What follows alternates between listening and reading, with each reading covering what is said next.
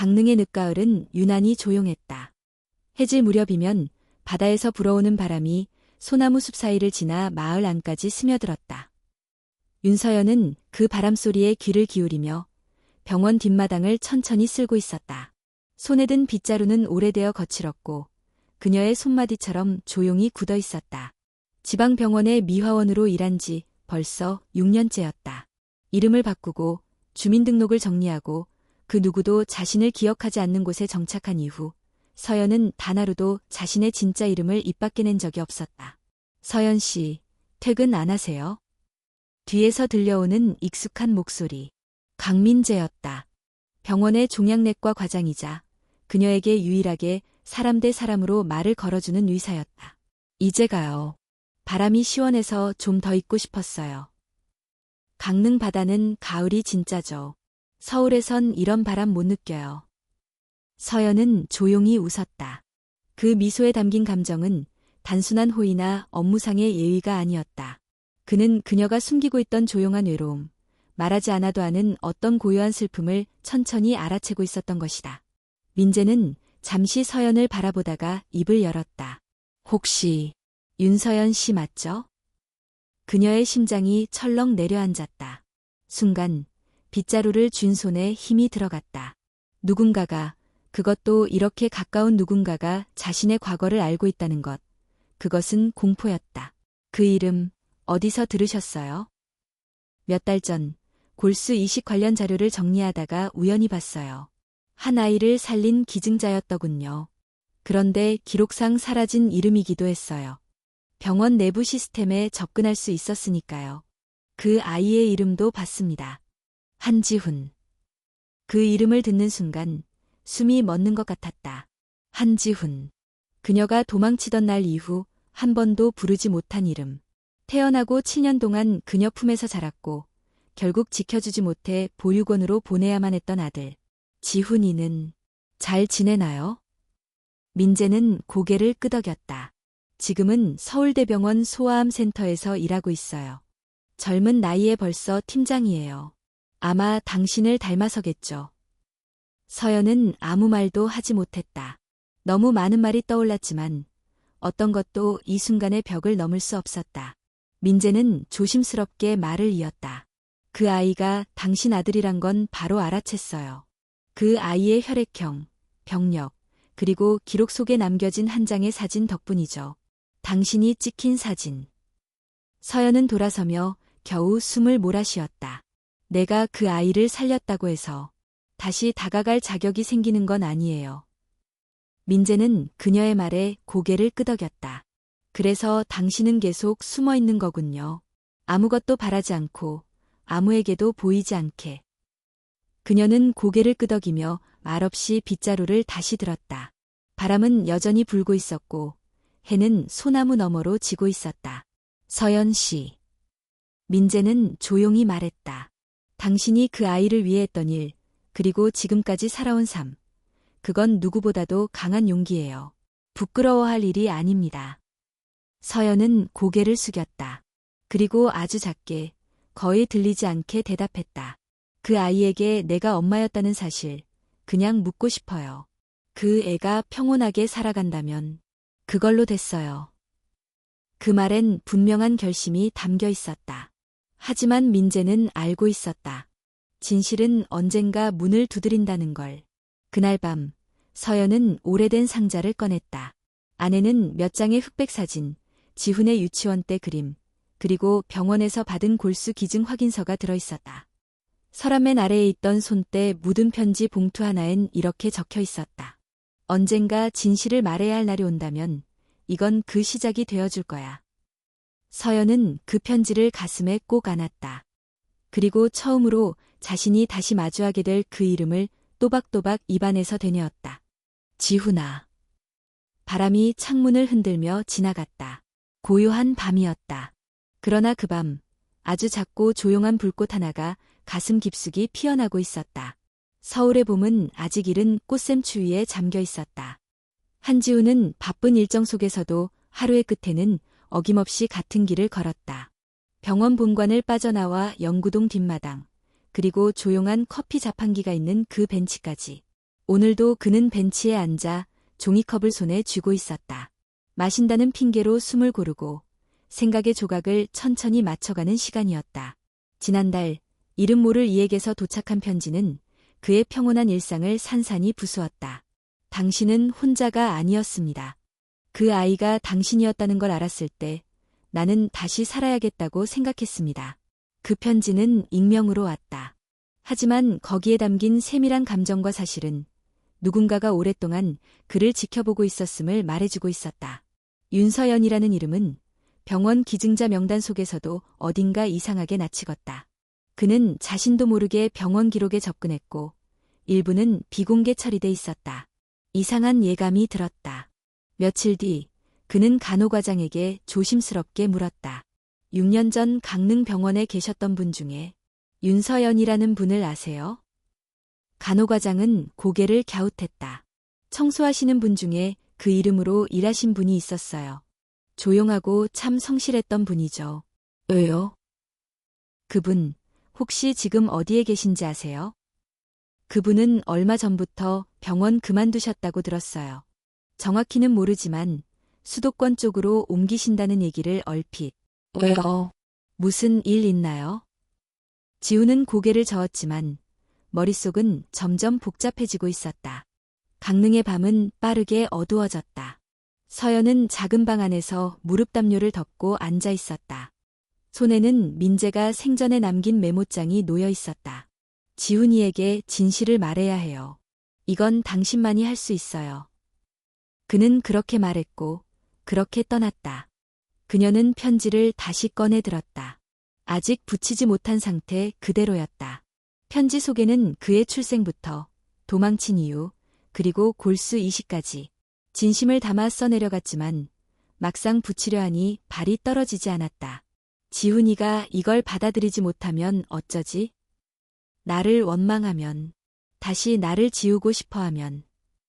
그 순간 누군가 초인종을 눌렀다. 서연은 놀라며 자리에서 일어났다. 이곳은 찾는 이가 거의 없는 외곽주택이었다. 누가 이 늦은 밤에 찾아온 걸까? 문을 열자 낯익은 얼굴이 어둠 속에 서 있었다. 최도윤.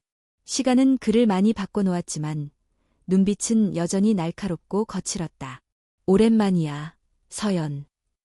서연은 한 발 물러섰다. 심장이 요동쳤다. 이 악몽이 아직 끝나지 않았다는 것을 직감했다. 당신, 여기 내가 숨긴 아이, 지훈이, 이젠 의사라며? 잘 컸더라. 서연의 손이 떨리기 시작했다. 그는 알고 있었다. 지훈이의 정체도, 자신의 과거도. 가, 지금 당장 여기서 가. 넌 아직도 나한테 빚졌어. 내가 그 집 불태운 날, 내가 날 버리고 도망친 그날, 이 모든 걸 감춰놓고 이제 와서 엄마 코스프레냐. 그의 말은 독처럼 뿜어져 나왔다. 하지만 서연은 더 이상 예전의 그녀가 아니었다. 당신은 지훈이 곁에 설 자격 없어. 절대 그 아이 앞에 나서지 마. 내가 그 아이 아빠야. 아니, 넌 단 한 번도 그 아이를 지킨 적 없어. 그 아이 인생에서 넌 없어. 그 순간 도윤의 눈이 흔들렸다. 하지만 그는 아무 말 없이 돌아섰다. 멀어지는 그의 뒷모습을 서연은 오랫동안 바라봤다. 그가 다시 나타날까 두려웠지만 한편으로는 마침내 싸워야 할 때가 온 것이라는 예감도 들었다. 며칠 뒤 서연은 편지를 봉투에 담았다. 그리고 봉투 안에 작은 USB 하나를 함께 넣었다. 민재와 함께 남긴 영상 메시지가 담긴 것이었다. 그녀는 편지를 우체통에 넣기 전 마지막으로 하늘을 올려다보았다. 구름이 천천히 흘렀고 어느새 바람은 온화해져 있었다. 지훈아, 이제는 내가 나를 미워해도 좋아. 하지만 나는 너를 사랑했단다. 항상 그랬고 지금도 그래. 편지는 그렇게 그녀의 지난 시간을 모두 품은 채 먼 길을 떠났다. 서울의 밤은 익숙한 불빛으로 가득 차 있었지만 그날 밤 한지훈에게 도시는 낯설게만 느껴졌다. 손에 들린 봉투는 무게보다 훨씬 무거운 무엇을 품고 있었다. 발신인도 없이 도착한 이 편지는 그에게 질문보다 많은 침묵을 안겨주었다. 책상 위에 놓인 봉투를 몇 번이고 들었다 놨다 반복한 끝에 그는 마침내 조심스럽게 봉투를 열었다. 안에는 길고 정성스럽게 쓰인 편지와 작은 USB가 함께 들어 있었다. 그는 먼저 편지를 펼쳤다. 지훈아, 이 편지를 쓰기까지 오래 걸렸단다. 무엇을 말해야 할지, 무엇부터 고백해야 할지 알 수 없었어. 너를 떠나보내던 날, 나는 한 번도 스스로를 용서하지 못했어. 그날 이후 나는 세상에서 사라졌고, 그게 너를 위한 길이라고 믿으려 했었어. 너를 지켜낼 수 없다면, 최소한 위험에서 멀리 둘 수는 있어야 했으니까. 지훈의 손이 떨리기 시작했다. 그는 편지를 계속 읽어나갔다. 나는 너의 생명을 다시 구할 기회가 왔을 때 망설이지 않았어. 그저 한 아이라고만 적혀 있었지만 어쩐지 너일 것 같았단다. 확인받고 눈물이 쏟아졌다. 나는 너를 직접 품을 수 없었지만 적어도 다시 숨 쉴 수 있게는 해주고 싶었어. 그 이후 나는 병원 청소부로 일하며 너의 이름을 멀리서 들을 때마다 감사하고 또 미안했어. 너는 그렇게 멋지게 자라줬구나. 지훈은 천천히 편지를 내려놓았다. 눈시울이 붉어졌고 가슴 깊은 곳에서 오랫동안 몰랐던 감정이 터져나오고 있었다. 그는 떨리는 손으로 USB를 노트북에 꽂았다. 화면이 켜지자 영상이 재생되었다. 화면 속에는 낯선 여성과 한 중년 남성이 나란히 앉아 있었다. 여성의 눈빛은 흔들림 없었고 목소리는 조용했지만 단단했다. 지훈아, 내가 이 영상을 보고 있다면 난 아마 너 앞에 서지 못했을 거야. 그게 두려웠고 미안했어. 나는 윤서연, 너의 엄마야. 그 말에 지훈은 눈을 질끈 감았다. 영상 속의 목소리는 계속 이어졌다. 함께 있는 이 사람은 민재야. 너를 구했던 병원에서 일했던 사람이자 내 마지막 사랑이었어.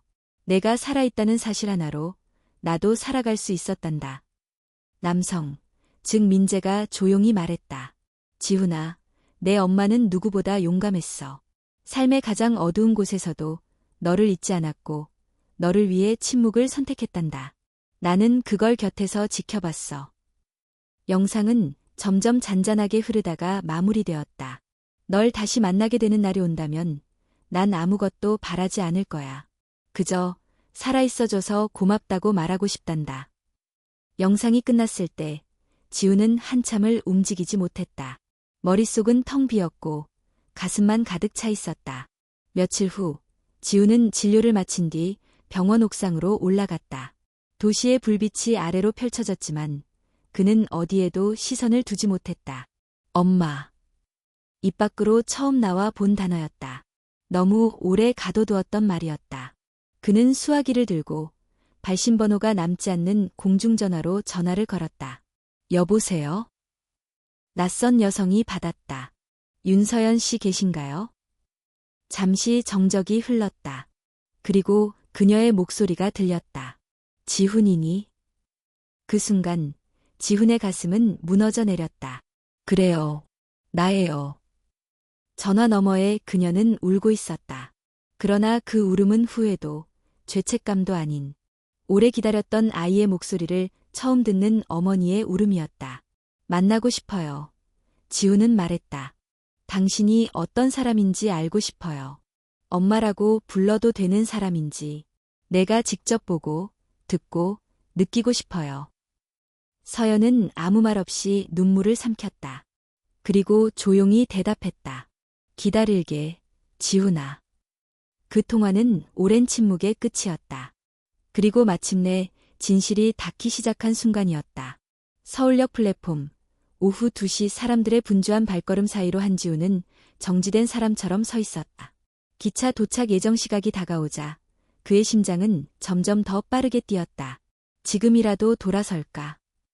수없이 되뇌었던 생각. 하지만 발은 움직이지 않았다. 멀리서 기차가 들어왔다. 은색 차체가 금속 소리를 내며 멈춰섰고 출입문이 열렸다. 사람들 틈에서 천천히 내려오는 한 여성이 있었다. 머리는 단정히 묶여 있었고 검은색 코트를 입은 그 모습은 오래된 흑백 사진처럼 담담하고 조용했다. 그녀는 그를 보자 걸음을 멈췄다. 두 눈이 마주쳤다. 한참을 그저 바라만 보았다. 서연은 주머니에서 천천히 손을 꺼내 들었다.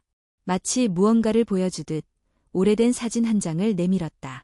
지훈이 유치원 때 찍은 사진이었다. 웃고 있었고 그림책을 품에 안고 있었다. 항상 가지고 다녔어. 그녀가 조용히 말했다. 지훈은 다가가 사진을 받았다. 손끝이 그녀의 손에 살짝 닿았을 때 묘한 전율이 흘렀다. 너무 익숙한 체온이었다. 이유도 없이 어릴 적 꿈에서 느꼈던 따뜻함이 떠올랐다. 같이 차 한잔 할까요? 그가 조심스럽게 물었다. 그래, 그녀가 고개를 끄덕였다. 근처의 작은 찻집, 창가 자리에 마주 앉았다. 밖에는 봄비가 내리고 있었고 차분한 음악이 흐르고 있었다. 차가 나오기까지 말이 없었다. 하지만 그 침묵은 불편하지 않았다. 서로가 서로의 존재에 익숙해지기 위해 필요한 시간이었다. 지훈아, 서연이 먼저 입을 열었다. 이름, 이렇게 불러도 괜찮니? 지훈은 고개를 천천히 끄덕였다. 그리고 말했다. 내가 태어난 날, 엄마는 몇 살이었어요? 25. 아주 어렸지. 어리다고 말하지만 그땐 그 아이 하나만 바라보고도 세상이 다 있었어. 근데 왜 버렸어요? 그 물음에는 날이 서 있었다. 하지만 그 안엔 원망보다는 이해하고 싶은 간절함이 있었다. 서연은 눈을 내리깔고 천천히 대답했다. 버린 게 아니었어. 지키려 했던 거야. 내 아버지는 당신에게도 위험했어. 나도 끝내 막을 수 없었던 폭력이었고 그 화재 이후엔 더는 감출 수 없었어. 도망치지 않으면 둘 다 죽었을 거야. 지훈의 손이 살짝 떨렸다. 그는 그날의 기록을 알고 있었다. 아파트 화재, 남편의 사망, 구조된 아들. 넌 그때부터 내게서 멀어졌지만 난 너에게서 단 한순간도 멀어진 적 없었어. 이름도 없이 살아가며 내 사진을 품에 안고 병원 복도에서 멀리 너를 바라봤어. 지훈은 그녀의 눈을 들여다보았다. 그 속엔 조작되지 않은 후회와 오랜 시간 묵혀온 사랑이 있었다. 나한텐 엄마가 없었어요. 늘 그렇게 생각하며 살았어요. 그런데 지금 보니 엄마는 늘 있었네요. 다만 너무 멀리서 숨죽인 채. 눈물이 뺨을 타고 흘렀다. 서연도 조용히 눈물을 닦았다. 두 사람 사이에 놓인 찻잔이 더는 무겁지 않았다. 이제부터라도 조금씩 시작해도 될까요? 지훈이 물었다. 서연은 고개를 끄덕이며 웃었다. 당연하지. 엄마라는 말 다시 듣게 될 줄 몰랐어. 그 말에 지훈은 입가에 미소를 띄었다. 작고 어색한 웃음이었지만 확실한 시작이었다. 며칠 뒤 지훈은 서연을 강릉으로 데려갔다. 그녀가 오랫동안 머물던 작은 집, 낡았지만 따뜻했다. 마당에는 해풍에 견디며 자란 꽃들이 흔들리고 있었다. 이 집에서 내 삶을 다시 시작했어. 서연이 말했다. 아무도 날 모르는 곳에서 다시 나로 살아볼 수 있을까 고민했어. 이제는요? 지훈이 물었다. 이제는 너도 알아봤고 민재도 지켜봐줬고 그래서 나도 나를 조금은 용서할 수 있을 것 같아. 지훈은 마당에 서서 하늘을 올려다보았다. 맑은 하늘, 그 안에 고요히 흩날리는 벚꽃잎. 그리고 그는 조용히 말했다. 나도 이제 엄마를 알아가고 싶어요. 그날 밤 둘은 나란히 앉아 민재가 남긴 영상편지를 다시 봤다. 병실 안에서 그는 서연을 바라보며 말했다. 당신은 누구보다도 강한 사람이에요. 지훈이에게 그걸 보여줘요. 그리고 당신 자신도 믿어요. 서연은 영상이 끝난 후 가만히 지훈의 손을 잡았다. 그 손은 단단하고 따뜻했다. 그리고 그 속에서 그녀는 느꼈다. 잃어버린 줄 알았던 사랑이 고요한 불꽃처럼 다시 타오르고 있었다는 것을. 서울로 돌아온 지훈은 다시 일상으로 복구했지만 마음은 여전히 강릉의 봄에 머물러 있었다. 병원에서는 언제나처럼 바쁜 일정이 이어졌고 환자와의 상담, 수술 스케줄, 연구과제가 가득했다. 그러나 틈틈이 그는 서연에게 전화를 걸었다. 오늘은 점심으로 뭐 드셨어요? 담장에 핀 찔레꽃이 벌써 지더라. 다음에 내려가면 같이 바닷가 갈까요? 서로를 부르는 말은 아직 익숙하지 않았지만 그 속엔 서서히 익어가는 신뢰와 애정이 담겨 있었다. 그러던 어느 날 병원 로비에서 낯익은 얼굴을 마주했다. 차가운 눈빛, 무표정한 얼굴. 최도윤. 지훈이 맞지? 지훈은 발걸음을 멈췄다. 당신은? 나는 내 아버지다. 그 말은 뇌처럼 차갑게 머리를 울렸다. 오랜만이군. 내가 이렇게 잘 자랐을 줄은 몰랐어. 지훈은 당황스럽고 혼란스러웠다. 어릴 적 기억 속에도 흐릿하게 남아있던 사람. 그러나 그 기억은 언제나 어둠과 불안으로 덮여 있었다. 왜 지금 나타난 거죠? 지훈은 경계하며 물었다. 이제 와서 무슨 자격으로? 나는 단 한 번도 널 찾지 않았던 적이 없어. 너를 데려가려 했지만 내 엄마가 숨겼지. 내 자식을 몰래 데리고 도망친 거야. 지훈은 그 말에 더욱 분노가 일었다. 엄마는 당신에게서 나를 지킨 거예요. 그게 도망이라면 잘한 거죠. 도윤은 쓰게 웃었다. 그 여자는 내게 자기 편한 진실만 말했겠지. 그럼 당신은요? 폭력, 방화, 협박, 다 사실이잖아요. 도윤의 얼굴에 일순 긴장이 스쳤다. 그는 고개를 돌리며 말했다. 이제 와서 내 엄마랑 다시 가까워지는 건 좋아. 하지만 나를 부정하는 건 내 일부를 부정하는 거야. 지훈은 조용히 말했다. 그게 내가 선택한 일부라면 기꺼이 부정할게요. 그리고 그는 돌아섰다. 도윤은 아무 말 없이 그 뒷모습을 바라보았다. 그날 밤 지훈은 서연에게 전화를 걸었다. 그 사람이 왔어요. 병원에. 서연의 목소리가 순간 멈췄다.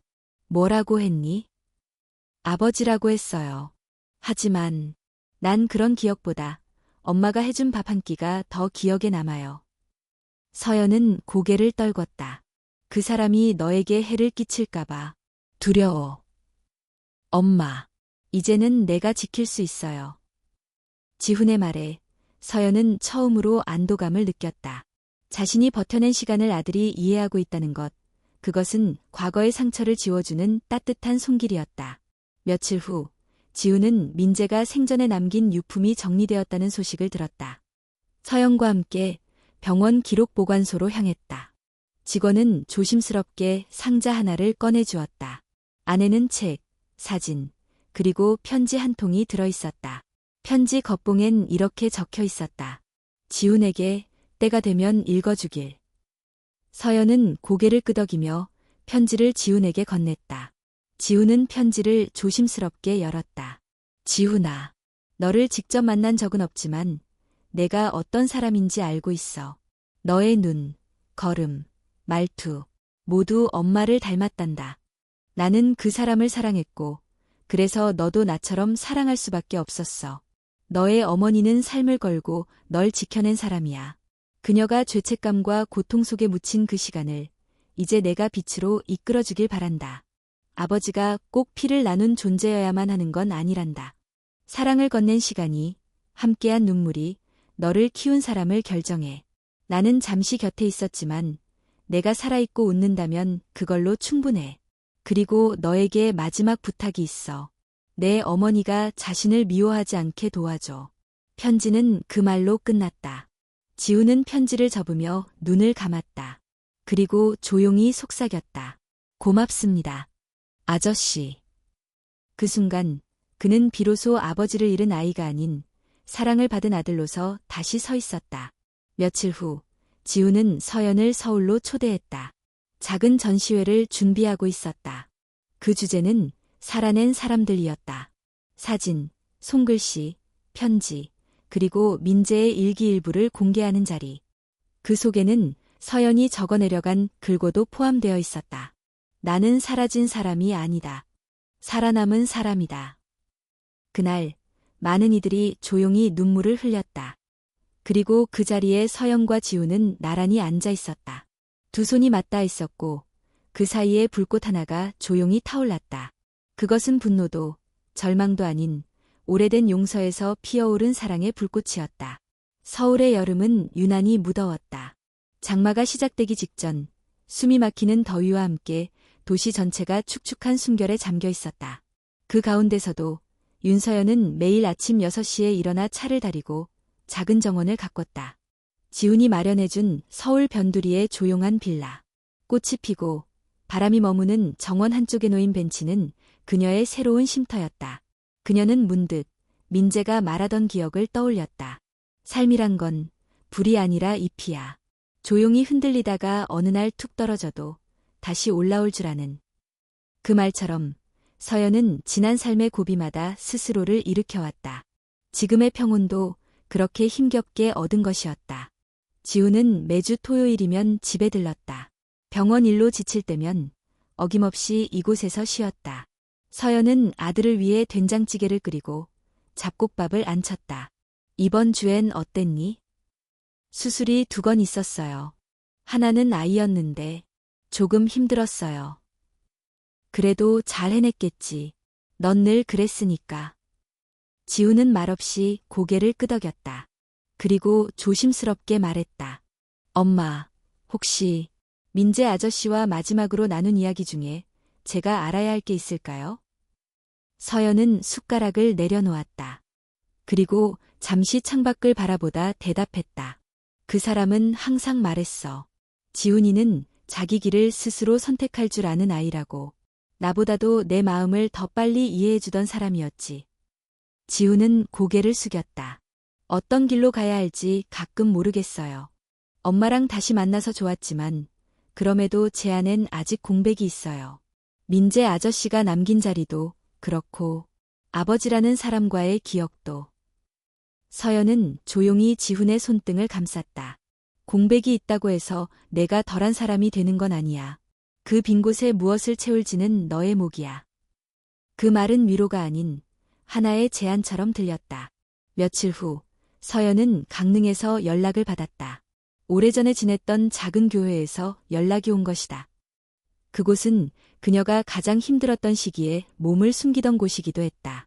수녀님이 위독하세요. 혹시 한번 들르실 수 있으실까요? 그 목소리는 조심스럽고 다급했다. 서연은 지훈에게 말도 없이 버스를 타고 강릉으로 향했다. 가슴이 두근거렸다. 오랜만에 찾는 그곳은 기억 속보다 훨씬 작고 조용했다. 수녀 지은은 병상에 누워 있었고 얼굴은 많이 여위어 있었다. 그러나 그녀를 보자 눈빛만은 여전히 선명하게 빛났다. 서연아, 와줬구나. 수녀님, 죄송해요. 너무 늦게 왔어요. 아니야. 난 늘 기다리고 있었단다. 서연은 그녀의 손을 꼭 잡았다. 여기까지 온 것도 살아낸 것도 다 기적이야. 넌 그렇게 고요한 불꽃이었어. 세상을 태우진 않았지만 자신을 지켰지. 서연의 눈에 눈물이 고였다. 그 불꽃 누군가에게 전해줘야 하지 않겠니? 그 말은 마지막 유언처럼 들렸다. 서연은 수녀의 손등에 입을 맞췄다. 이제는 할 수 있을 것 같아요. 그날 밤 서연은 교회 마당에 나와 하늘을 올려다봤다. 별이 총총 떠 있었고 바람은 산뜻하게 불어왔다. 그리고 그녀는 다짐했다. 민재가 지훈에게, 수녀가 자신에게 건네줬던 그 불꽃을 이제는 자신이 다른 누군가에게 전해주리라고. 서울로 돌아온 그녀는 지훈에게 말했다. 엄마가 하고 싶은 일이 생겼어.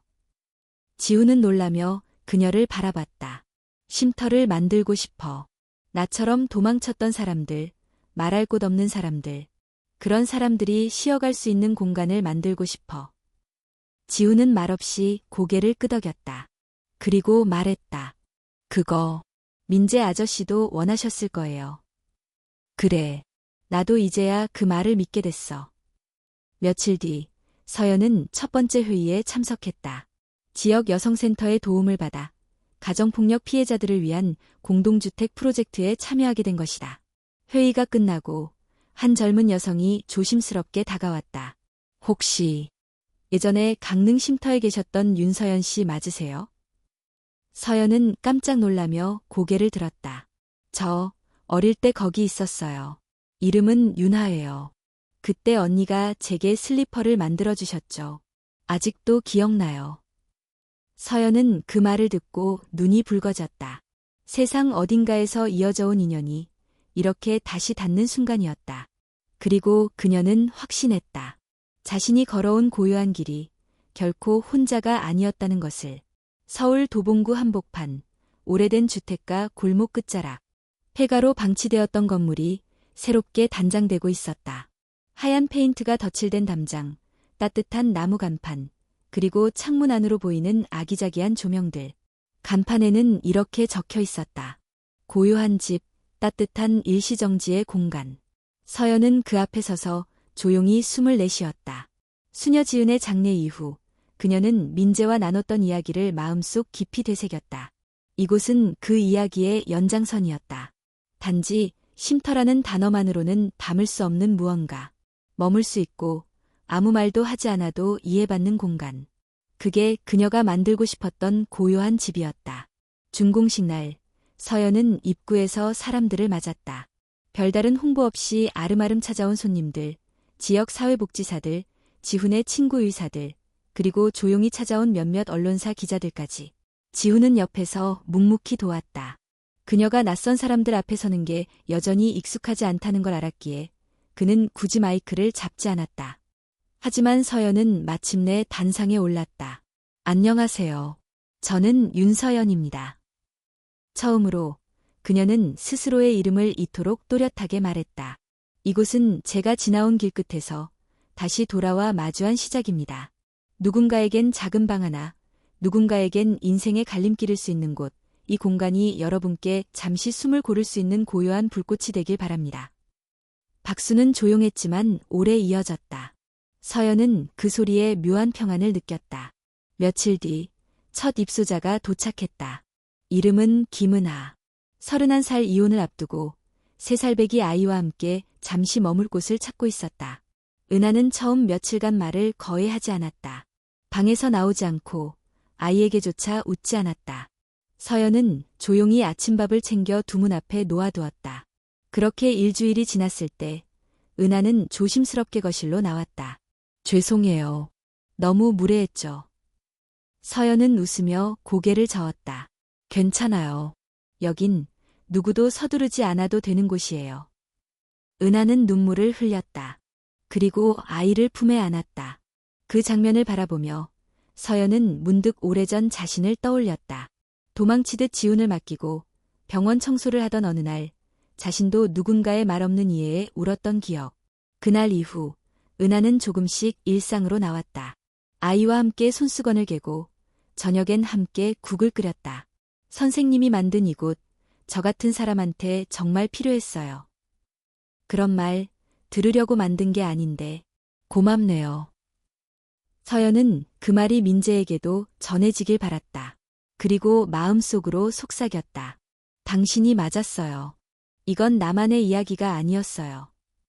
그 무렵 지훈은 병원에서 새로운 제안을 받았다. 해외 파견 연구, 미국 존스홉킨스 병원에서 진행되는 희귀소아암 연구 프로젝트. 1년간의 계약. 망설임은 있었다. 하지만 그는 서연과 마주 앉아 말했다. 엄마, 나 이 기회 잡아도 될까요? 서연은 웃으며 말했다. 물론이지. 이제 넌 너의 삶을 살아야지. 근데 엄마 혼자 남게 되는 게 걱정돼요. 엄만 혼자가 아니야. 이젠 말 걸어줄 사람도, 도와줄 사람도, 그리고 나처럼 누군가의 손을 잡아줄 수 있는 사람도 있어. 지훈은 그녀의 손을 잡았다. 다녀올게요. 자랑스러운 아들이 되어서. 서연은 그 말에 잠시 눈을 감았다. 마음속에서 그간 쌓아두었던 미안함과 고마움이 뒤섞여 울컥했지만 눈물은 참았다. 넌 이미 충분히 자랑스러워. 지훈이 떠난 후 서연은 매일 저녁 베란다에 나와 작은 초를 켰다. 민재가 생전에 좋아하던 백합꽃병 옆에 초를 놓고 조용히 그날 있었던 일들을 중얼거렸다.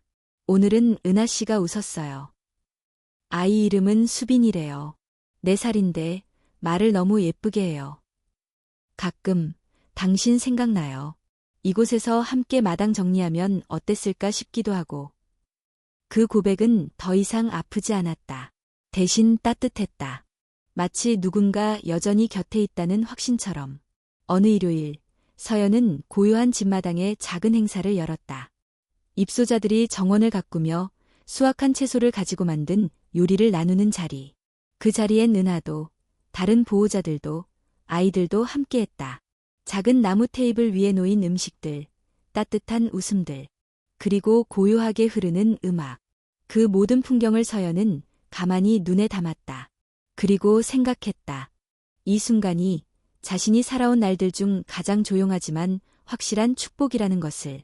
고요한 집의 마당에는 가을이 조용히 내려앉고 있었다.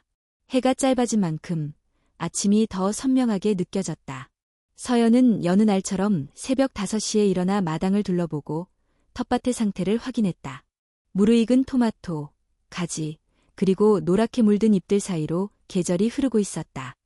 한켠에 놓인 작은 화단에는 희망의 화분이라는 손글씨 팻말이 꽂혀 있었다. 이 화분은 고요한 집을 거쳐간 사람들의 이름으로 자라는 식물들이 심겨져 있었다. 은하와 수빈, 미영과 그녀의 쌍둥이, 정숙 할머니까지. 이 작은 정원은 하나의 생애들이 자라나는 징표였다. 이날은 고요한 집의 특별한 날이었다. 자원봉사자들과 후원자들을 위한 감사의 밤이 열리는 날.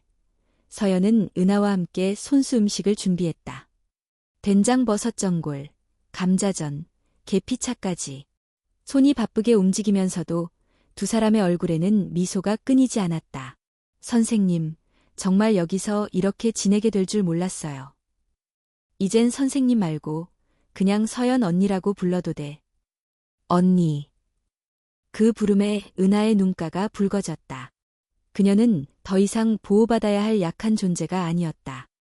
이제는 다른 입소자에게 먼저 손을 내미는 사람이 되어 있었다. 나중에 여건이 되면 저도 이런 공간 만들고 싶어요. 그때는 언니가 내 옆에 있을게. 함께 만들자. 은하는 조용히 고개를 끄덕였다. 그들이 나누는 말은 작고 단순했지만 그 안에는 무너진 삶을 다시 짓는 의지와 애정이 담겨 있었다.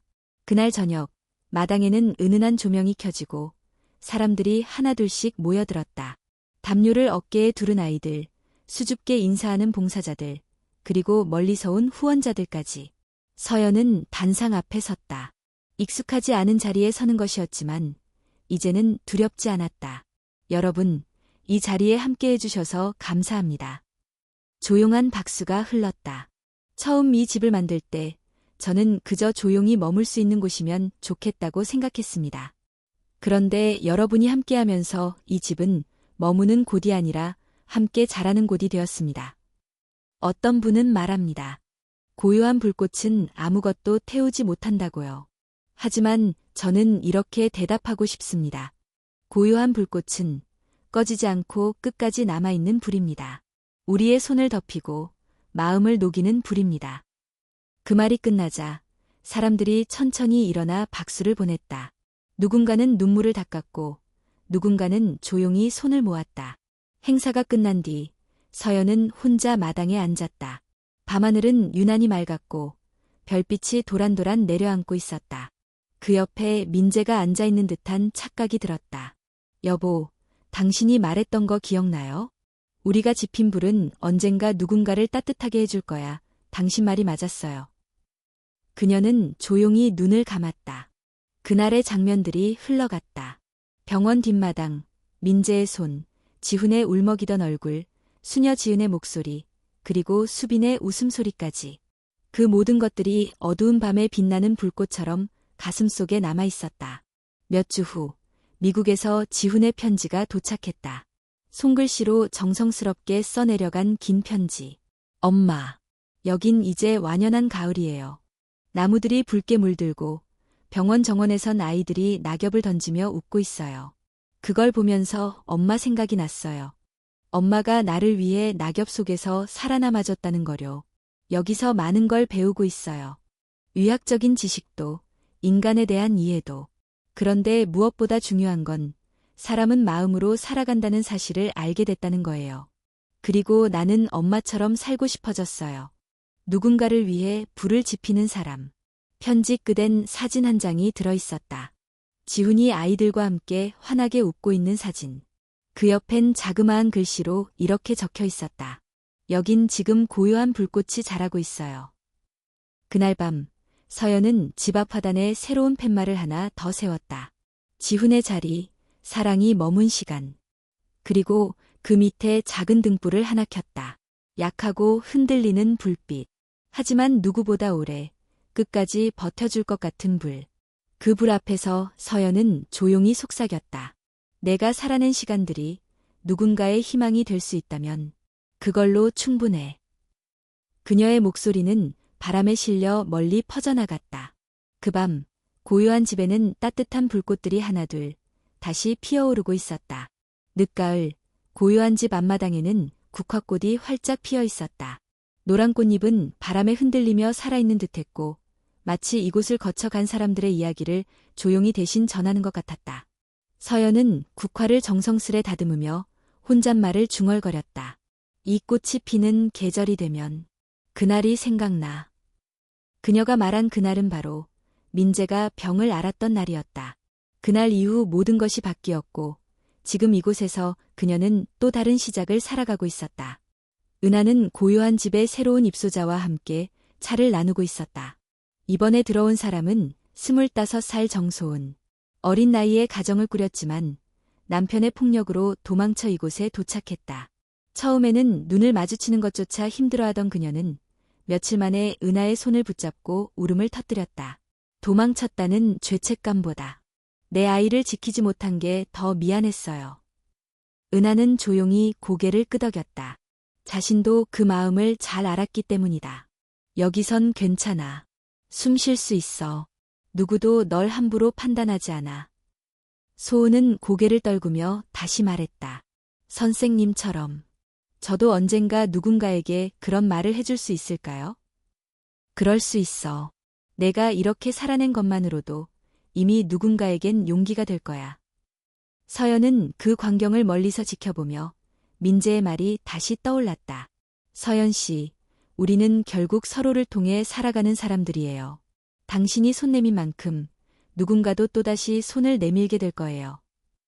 그날 밤, 서연은 다락방에서 오래된 상자를 하나 꺼냈다. 그 안에는 민재가 남긴 기록들, 수녀 지은이 준 성경책, 그리고 지훈이 보낸 첫 손편지가 있었다. 그녀는 한 장 한 장 꺼내 펼쳐보며 마음속으로 되뇌었다. 나는 버티기 위해 살아온 줄만 알았어. 그런데 누군가를 위해 살아가는 게 이렇게 따뜻할 줄이야. 창밖으로 바람이 불어왔다. 고요하고 차분한 그 바람에 그녀는 조금 눈을 감았다. 한편 미국의 지훈은 연구소 생활에 몰두하고 있었다. 매일 수술과 연구가 반복되는 가운데 그는 자신이 왜 이 길을 선택했는지를 자주 되새겼다. 어느 날 어린 백혈병 환자의 보호자가 그에게 다가왔다. 선생님, 혹시 예전에 백혈병 앓으셨다는 게 사실인가요? 지훈은 조용히 웃었다. 네, 저도 어릴 적 같은 병을 앓았어요. 그리고 기적처럼 골수기증을 받아 살아났죠. 그 말에 보호자는 조용히 눈물을 흘렸다. 제 아이도 그런 기적을 만날 수 있을까요? 지훈은 고개를 끄덕이며 말했다. 기적은 사실 누군가의 선택이에요. 그리고 그 선택은 생각보다 가까운 데서 시작되죠. 그날 저녁, 지훈은 서연에게 영상통화를 걸었다. 그녀가 창밖 국화를 배경으로 웃으며 받았다. 엄마, 여기서도 국화가 피었어요. 똑같은 색이에요. 그렇구나. 꽃은 거짓말을 안 하니까. 그 짧은 통화 속에서도 서로는 위안을 얻었다.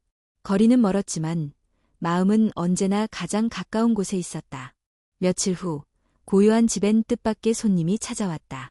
정장을 입은 중년 남성, 그리고 낯익은 카메라팀. 지역 방송국의 다큐멘터리 팀이었다. 윤서연 씨 맞으시죠? 고요한 집 이야기를 듣고 찾아왔습니다. 기록으로 남기고 싶어요. 처음엔 망설였다. 자신의 이름이, 얼굴이 공개되는 것에 대한 두려움이 아직도 남아있었다. 하지만 은하와 소은, 아이들의 얼굴이 떠올랐다. 그리고 그녀는 조용히 대답했다. 누군가에게 이야기가 힘이 된다면 전 괜찮습니다. 촬영은 조심스럽게 시작되었다. 카메라는 그녀의 손끝, 식탁 위의 반찬, 아이들의 웃음, 그리고 조용히 흐르는 음악까지 담았다. 며칠 후 방송이 나간 날 고요한 집 앞으로 한 통의 편지가 도착했다. 서연 씨. 당신이 화면 속에서 웃는 모습을 보고 한참을 울었습니다. 저도 예전에 쉼없이 도망치던 사람이었어요. 지금은 지방의 작은 학교에서 아이들을 가르치고 있습니다. 혹시 언젠가 뵐 수 있다면 직접 인사드리고 싶습니다. 서연은 편지를 가슴에 품었다. 그리고 중얼거렸다. 이렇게 또 하나의 불꽃이. 다음 날 그녀는 지훈에게 이메일을 보냈다. 그 안에는 다큐멘터리 링크와 함께 짧은 문장이 적혀 있었다. 내가 나를 지켜준 만큼 나도 누군가의 삶의 조용한 등불이 되어가고 있어. 겨울이 서서히 내려오고 있었다. 고요한 집의 마당은 서리가 내려앉아 잎사귀들을 하얗게 물들였다. 서연은 새벽부터 일어나 화단을 정리하고 작은 화로에 불을 지폈다. 은하는 주방에서 따끈한 수정과를 끓이며 콧노래를 흥얼거렸다. 소은은 아이를 안고 나와 작은 의자에 앉았다. 이 모든 풍경이 마치 오랜 시간의 기다림 끝에 찾아온 선물처럼 느껴졌다. 올해는 눈이 좀 빨리 올 것 같아요. 서연이 말했다. 그러면 아이들이 눈사람 만들겠네요. 은하가 웃으며 받았다. 그들은 이제 고요한 집을 단순히 쉼터로 부르지 않았다. 이곳은 그들의 기억과 재건된 삶이 머무는 집이었다. 12월 중순, 서연은 조용히 하나의 초대장을 만들었다. 대상은 단 3명. 첫째, 아들 한지훈. 둘째, 민재의 여동생이자 미국에서 돌아온 미경. 셋째, 강릉 시절 자신을 지켜주던 수녀 지은의 오랜 친구 박신부. 초대장은 한 문장으로 시작되었다. 그날 당신들이 건넨 불빛이 이렇게 이어지고 있습니다. 그리고 마지막엔 장소와 시간이 적혀 있었다. 장소, 고요한 집 마당. 시간, 12월 24일 오후 5시. 성탄 전야, 하늘은 잔잔히 흐린 회색이었다. 고요한 집에는 촛불이 하나둘 켜졌고 마당에는 따뜻한 카페트와 작은 난로가 마련되었다. 국화가 듬성듬성 남아있었고 그 사이사이에는 입소자들의 이름이 적힌 작은 명패가 꽂혀 있었다.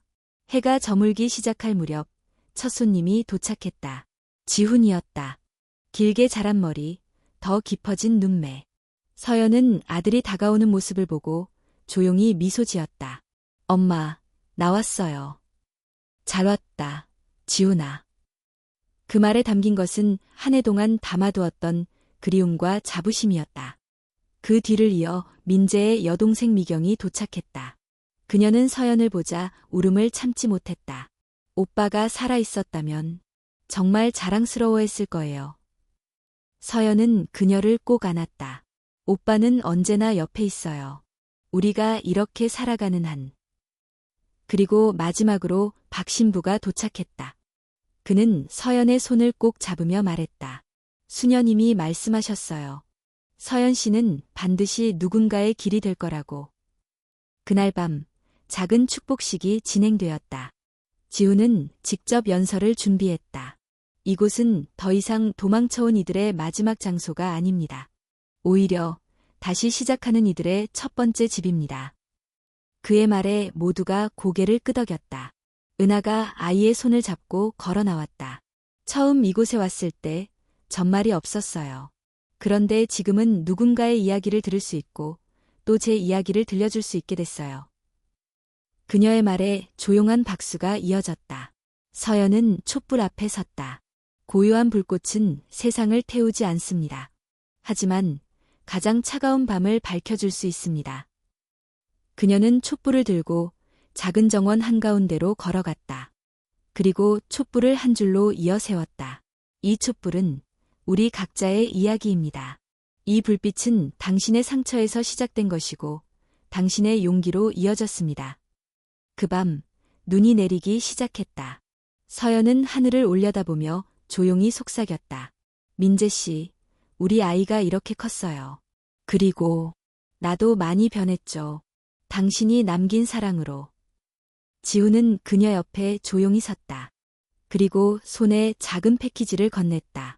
엄마, 이거. 서연은 포장을 열었다.